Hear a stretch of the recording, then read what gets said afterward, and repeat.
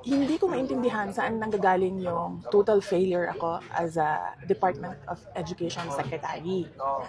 Kasi iba yung actions ni BBM noong ako ay nag-tender ng resignation. So matagal ko na hawak-hawak yung resignation letter na yun. Matagal akong pabalik-balik sa Malacanang pero hindi ko talaga pa naibigay. Pero nung June 19, 2024, dun ko na isip na yun ang pinakatamang panahon na ibigay ko na yung irrevocable resignation ko.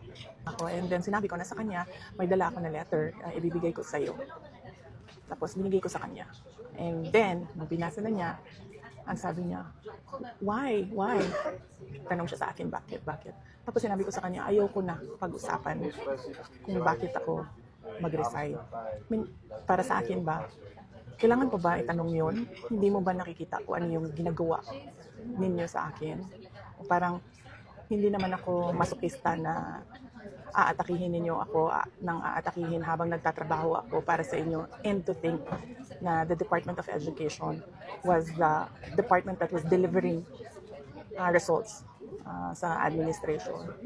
So hindi na ako sabi ko ayaw kong pag-usapan.